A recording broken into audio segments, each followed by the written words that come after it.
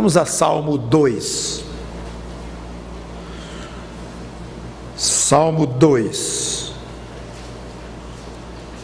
Vamos dedicar 2 pregações pelas manhãs a este salmo.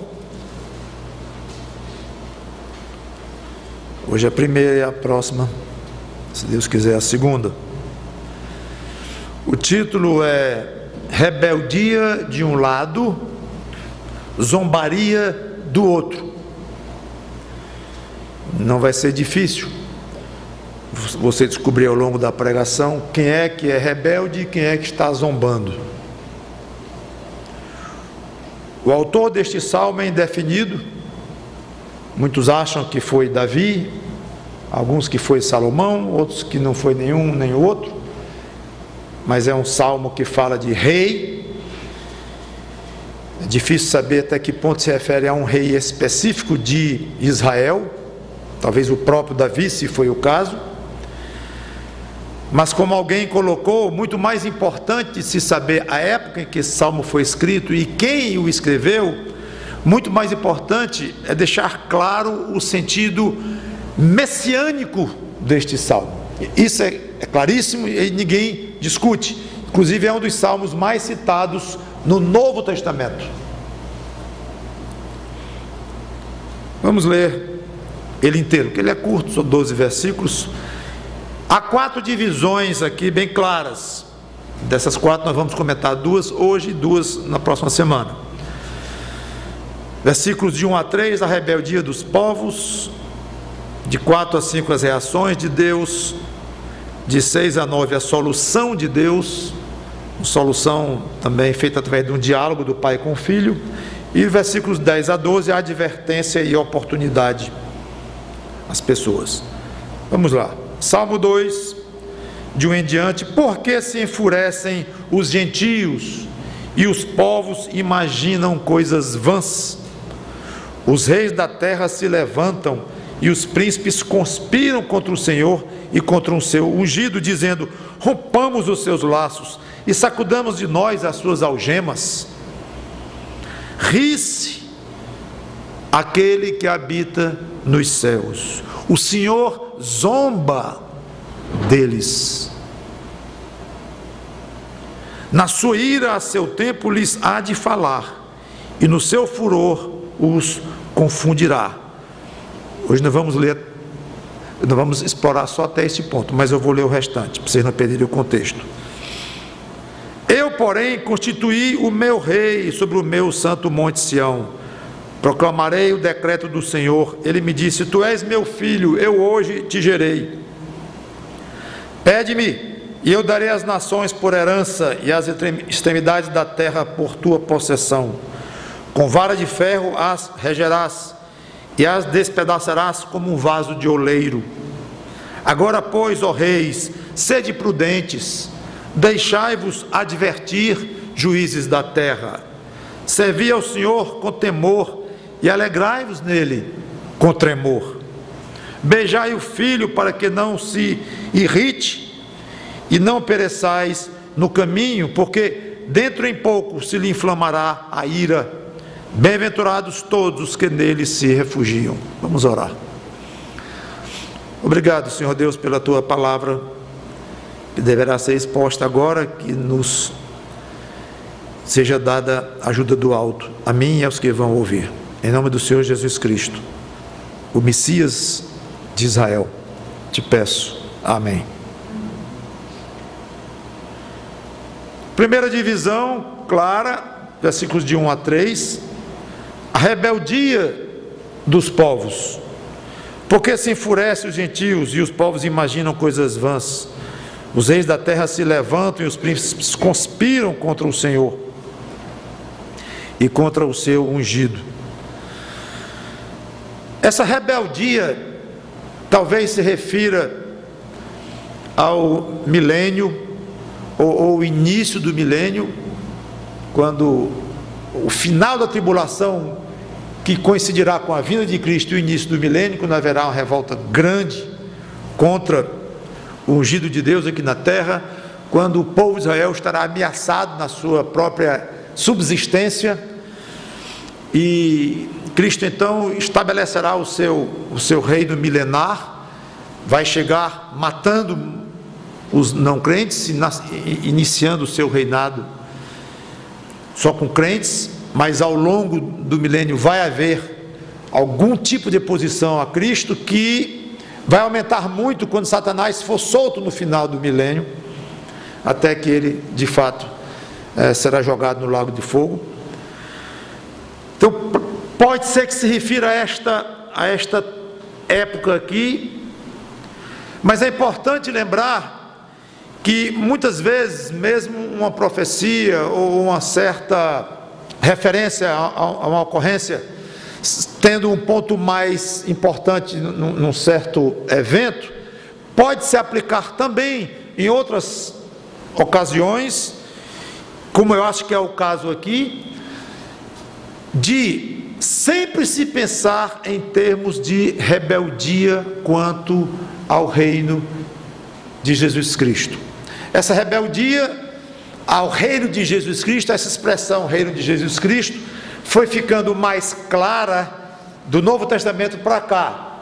Claro, antes havia a expectativa da chegada do Messias, mas não se sabia quem era esse Messias. Ele próprio, Jesus Cristo, veio, era o Messias, mas o povo de Israel não entendeu bem, e os que creram, entenderam, então, desde a época que Cristo esteve aqui, que ele seria o rei de Israel.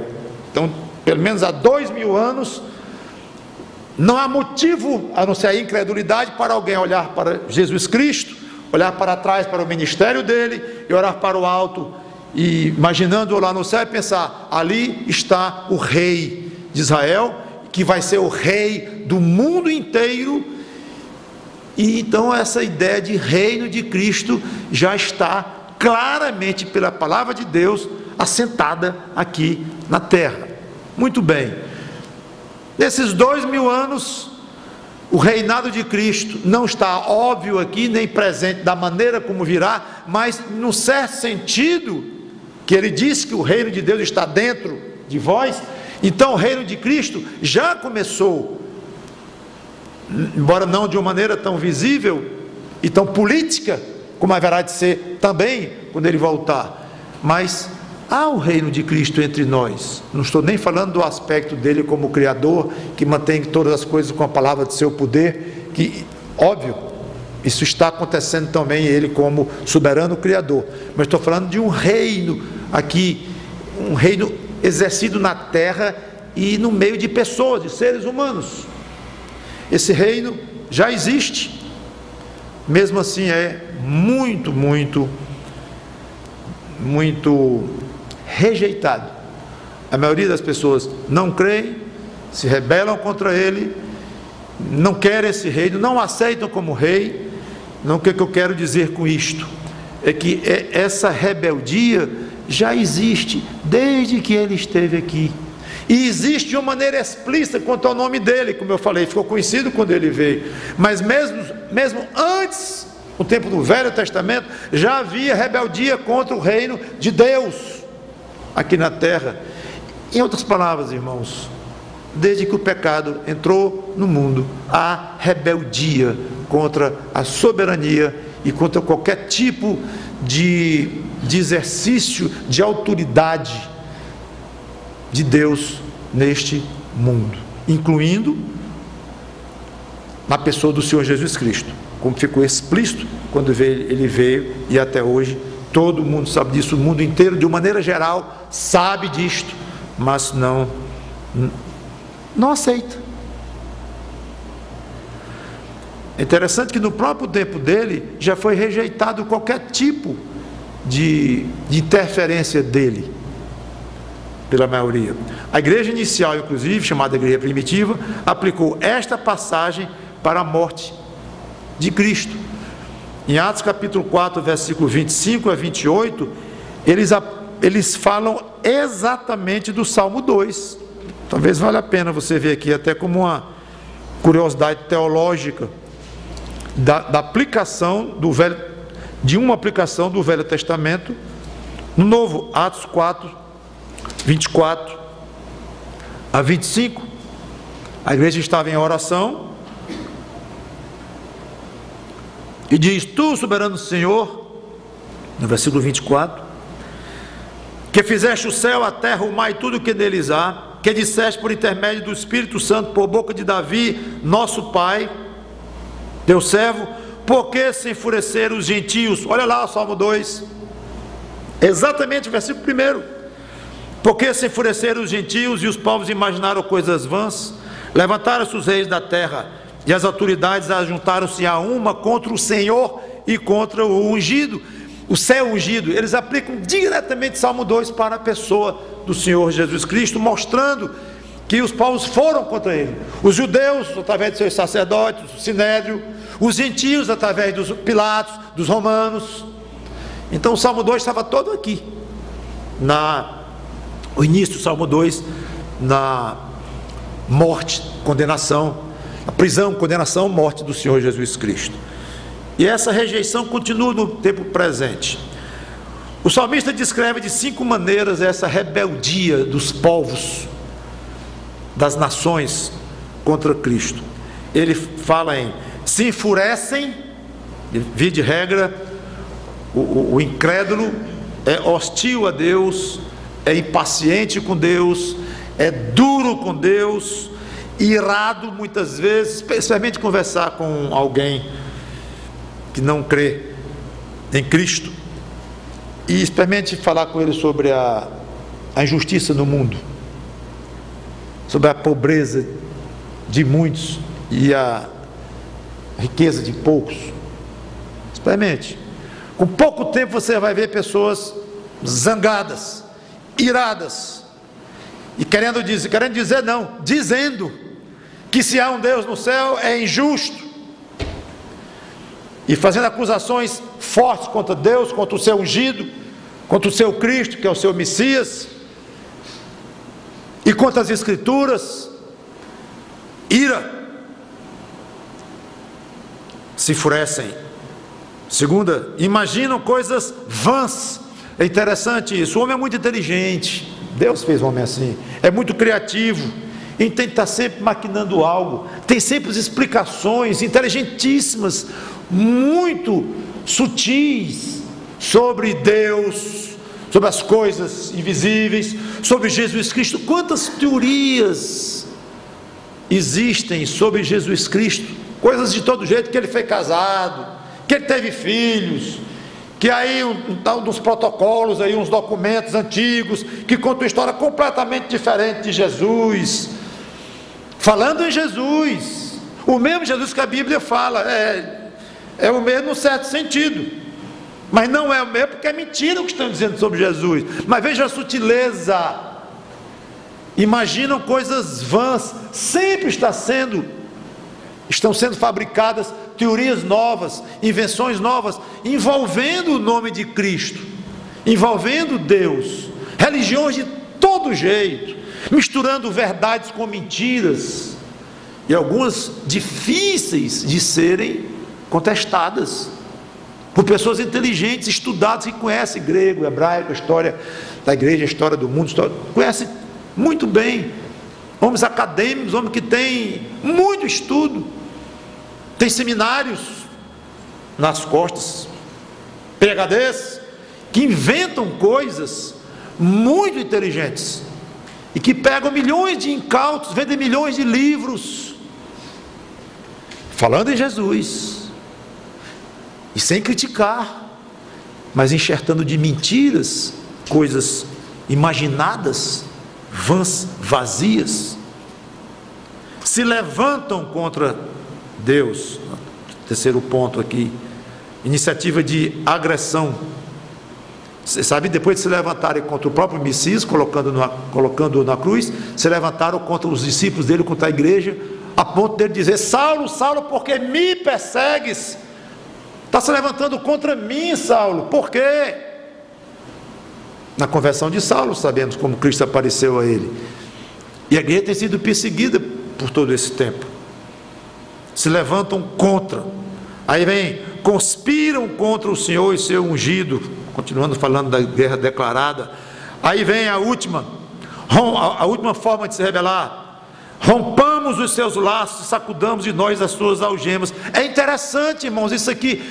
Ora, quem está falando em se libertar de algema é porque está preso. Então os homens se sentem presos por Deus, amarrados por Deus, sentem. Salomão disse lá em Eclesiastes capítulo 3, versículo 11, que Deus colocou a eternidade no coração do homem. Então o homem tem a noção de que é eterno, ele tem a noção de que a existência dele depende de alguém que ele não conhece, não acredita que existe, ou acredita e diz que não acredita, ou não acredita mesmo, tem de todo tipo. Mas ele sabe que é razoabilíssimo pensar que ele veio por causa da vontade e das mãos e da inteligência e da obra de alguém. Ele não estaria por acaso. Acabamos de conversar na discussão aqui sobre a morte. O homem tem pavor da morte, ele tem uma noção clara não, forte, talvez seja melhor isso, uma noção forte de que ele não vai ficar na terra e acabou ali, de que tem uma coisa depois, e essa coisa depois só pode estar no controle de alguém, mas ele não quer isto, então ele está amarrado mesmo por uma convicção que Deus colocou no coração dele desde que nasceu: você é eterno. Mas ele não quer isto, ele não quer depender de ninguém, ou de alguém que ele não conhece, ou não entenda bem, homem arrogante demais. Mas ele se sente então preso. Ele crê que Deus existe, mas ele não quer este jugo sobre ele. Entende o princípio da autoridade, em que o pai tem autoridade sobre o filho e precisa ser obedecido, em que o cidadão tem que reconhecer a autoridade do governante e obedecer às leis feitas pelos governantes. Esse princípio faz parte até da nossa coexistência humana. Então é óbvio que se há alguém no céu ou em algum lugar na mente deles, alguém muito poderoso e que criou tudo isso aqui, é uma autoridade suprema, então tem que ser obedecida. Mas ele não quer obedecer, mas ele está amarrado. Jesus diz: vinde a mim os que estáis cansados, sobrecarregados, tal, tomai sobre vós o meu jugo. Vinde a mim. E o ser humano quer dizer: vou nada. Vinde a mim, vou nada. Eu não vou mesmo. Eu não quero ter o jugo. Aliás, eu não quero o jugo de ninguém. Nesse pescoço aqui ninguém bota a mão, como o homem gosta de dizer. Ninguém pega nesses pulsos. Por que eu vou deixar que tu coloques o teu jugo no meu pescoço? Não quero, de jeito nenhum. Mas na hora que vai ao enterro do amigo no cemitério, começa a pensar: e eu? Ai, quando for eu? Eu não quero nem falar em morte, mas a morte está na frente, não tem jeito. Aí morre o pai, aí morre o outro, e a morte está onipresente o tempo todo, gente morrendo o tempo todo, e ele sabe que alguma coisa vai acontecer com ele, mas ele não quer enfrentar. Ele está desesperado e à vontade de dizer: Deus, me deixa, sai de perto de mim, tira essas algemas, me desamarra, deixa eu ficar solto. E ele tenta ficar solto na vida, faz o que quer, os padrões morais baixíssimos, ninguém realmente pega no pulso dele aqui, pelo menos até certo ponto. Não obedece pai, ninguém é preso não sei quantas vezes e desobedece às leis do país. Não quer dizer nem que é só o que é preso, que eu não estou falando só de marginais, não, estou falando do ser humano de maneira geral. Mas ele procura seguir o máximo que pode a lei dele próprio. Ele é lei sobre si mesmo, e ele não é mais livre ainda, porque aí sim vai preso, e ele não quer ir, então ele se restringe um pouco, mas por ele quer ser livre, não quer ter algema, não quer ter jugo, nada em cima dele. E esse quadro reflete com precisão a história da humanidade. As filosofias, os modismos religiosos, os comportamentos da humanidade variam com as épocas. Tudo bem, hoje inclusive o humanismo é o que predomina, relativismo, a ecologia, que é uma verdadeira idolatria à natureza e, bom, aos bichos, os bichos pertencem à natureza, mas não somente a seres vivos, mas a idolatria à natureza de uma maneira mais larga. O homem como centro, tem até pregadores evangélicos que distorcem a doutrina para dar um jeito e dizer que o homem é tão importante, você é tão importante que Cristo morreu por você. Olha o tamanho da tua importância. Então, é verdade que Cristo morreu por você? É verdade que Ele lhe ama? É verdade que Ele morreu pela sua importância? É mentira! Ele morreu por causa do amor que Ele tem a você, um mísero pecador. A importância do ser humano está no fato de que ele é amado por Deus.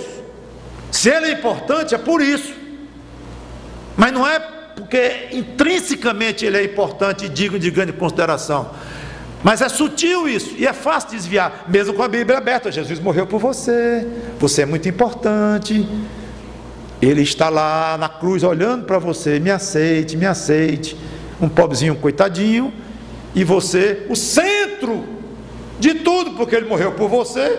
Cara, tu é importante. Tudo desvios sutis. Então hoje impera esse humanismo, o relativismo, de tudo é relativo. Você tem sua fé, eu tenho a minha, você tem sua verdade, eu tenho a minha. Verdade é uma coisa que depende do ângulo que você olha, tudo é relativo. Mas no fundo, irmãos, é a velha, tudo isso se traduz como a velha rebeldia do homem contra Deus, e o homem querendo se livrar do jugo de Cristo. Tomai sobre vós o meu jugo, porque eu sou manso e humilde de coração, eu não quero o jugo de ninguém. Então a forma que essa rebeldia toma, e essa recusa do ser humano ir contra, não querer nada com Deus, o Senhor e o seu ungido, a forma varia, mas lá na base é a mesma coisa, século após século. Por isso é que esse salmo é fantástico, porque ele é uma foto da atitude da humanidade com relação a Deus. Aí vem, como é que Deus reage? Ele fica muito triste, mas ele derrama lágrimas de crocodilo, coitado. Não, lágrimas de crocodilo é quando não está sentindo, mas ele derrama lágrimas sofridas, sentidas, coitado de Deus. Não, acho que não é assim não.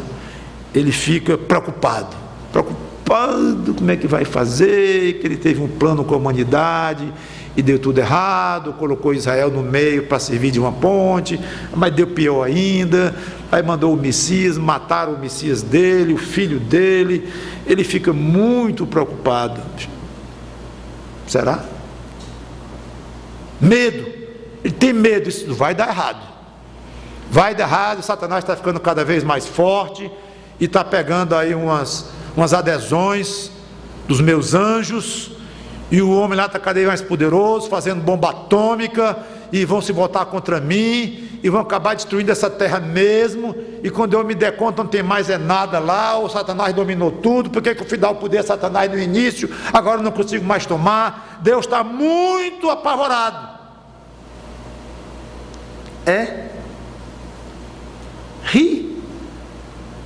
Ri-se aquele que habita nos céus, ri. Eu gosto disso. O Senhor zomba deles. Está muito preocupado, né? Está muito tristinho lá, coitado, inconsolável. Está com medo enorme. Obviamente esse rir é um antropomorfismo, que é uma aplicação de alguma propriedade humana a Deus. É uma maneira de nós entendermos melhor Deus. Eu acho interessante, ri-se aquele que habita no céu. Ele nem aqui está. A casa dele é no céu, não está nem aqui. Talvez se Deus morasse aqui, tivesse a residência aqui, E ele poderia estar com mais medo e colocar um foguete aí dirigido até lá e tal. Mora no céu, muito longe até da dimensão em que nós existimos aqui nessa terra. Não tem medo de nada. E ele se ri. Alegre, satisfeito? Não. Deboche. Pastor, palavra forte. Está falando que Deus debocha? Estou. Porque a Bíblia está. Zomba. É uma segunda palavra no hebraico. Zomba. E lá no original fui ver. O zomba é mais forte do que o ri. É uma maneira de você desprezar, você ridicularizar o outro. Deus ridiculariza a arrogância dos homens. Não é que Deus zomba, que o homem vai para o inferno, e Deus ri sadicamente das almas que vão perecer no inferno e vão sofrer lá. Não é isto. O assunto aqui é a atitude de Deus contra a atitude arrogante dos homens, rebeldes. Vamos sacudir os laços, romper nossas algemas, não querendo nada com esse Messias, com esse Filho de Deus, não. Seus arrogantes, é aí que entra a zombaria de Deus. Rebeldia de um lado dos homens, zombaria do outro de Deus.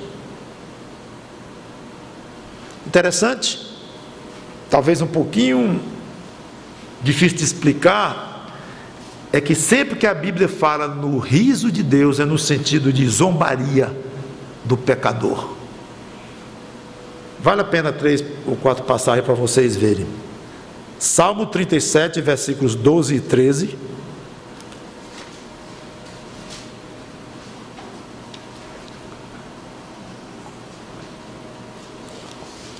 Salmo 37, versículos 12 e 13.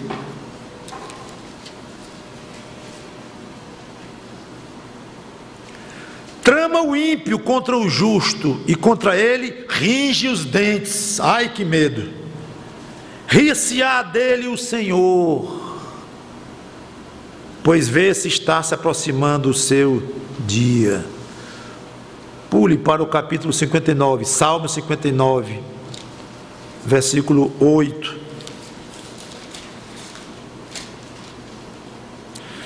Falando aos que são traiçoeiros, aos iníquos, ele diz: mas tu, Senhor, te rirás dele. Aí de novo usa a expressão: zombarás de todas as nações, falando de zombaria quanto ao pecador. Provérbios 1 e 2.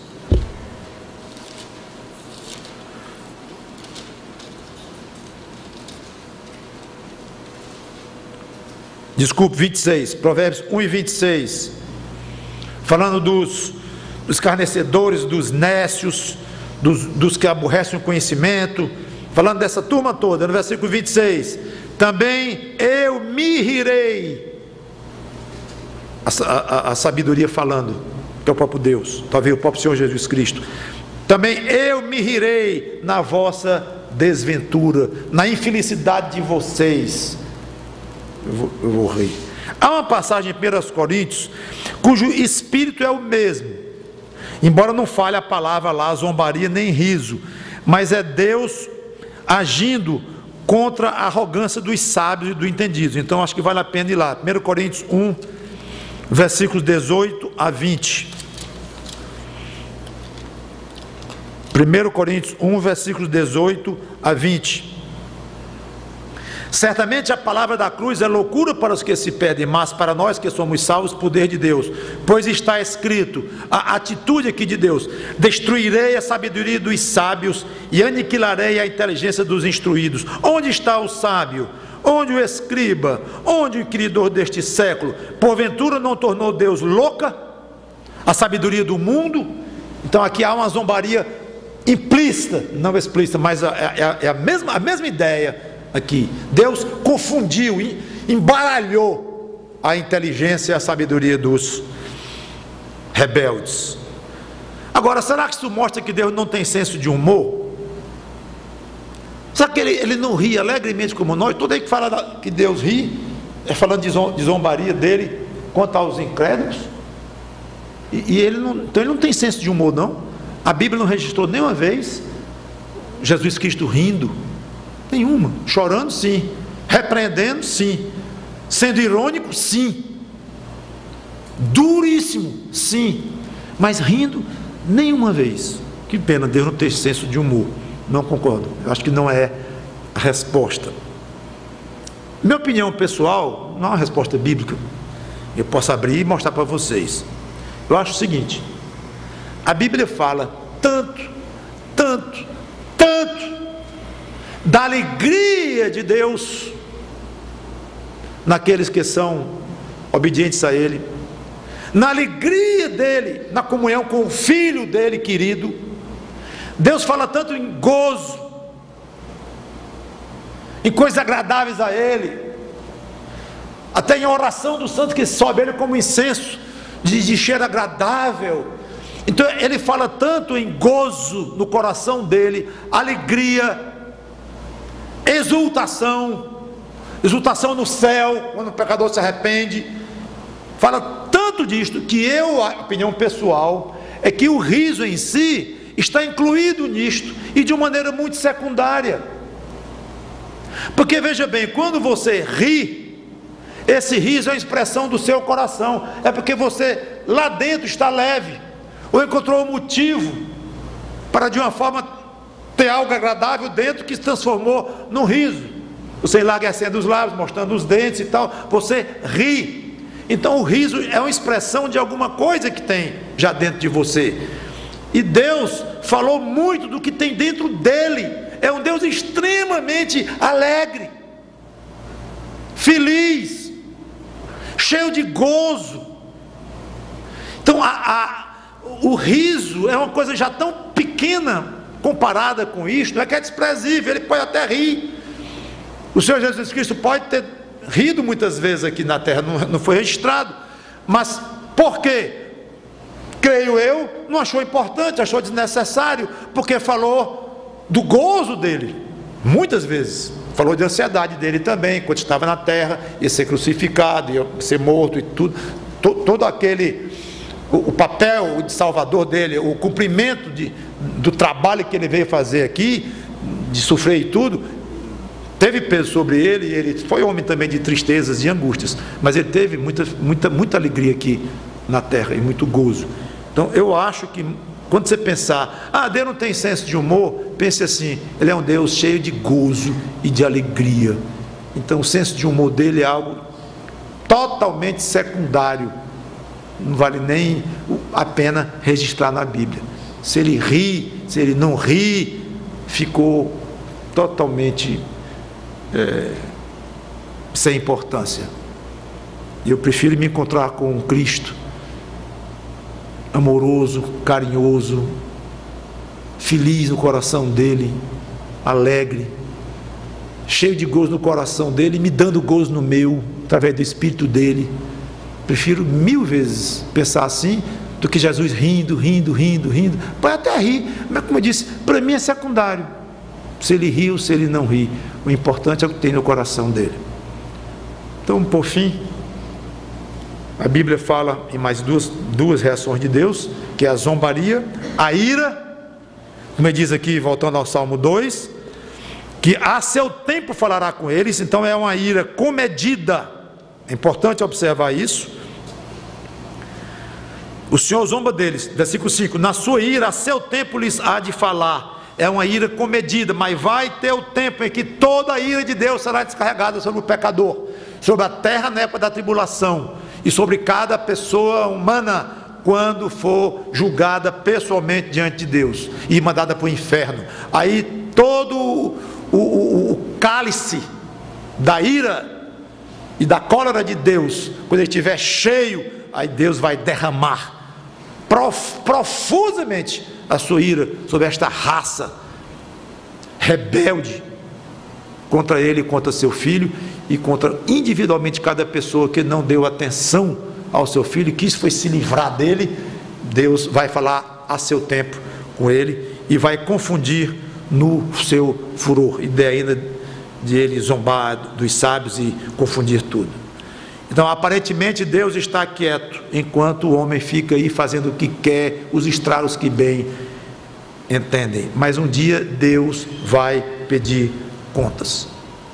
Quero encerrar dizendo que Deus tem uma resposta preparada para toda essa afronta. Ele tem uma solução para o problema da rebeldia humana, do pecado que entrou no coração do homem lá em Adão.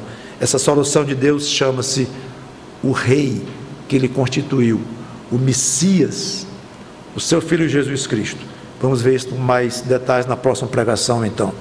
Enquanto isso, vamos nos alegrar, porque temos um Deus no céu, feliz, alegre, cheio de gozo, que nos dá esse gozo.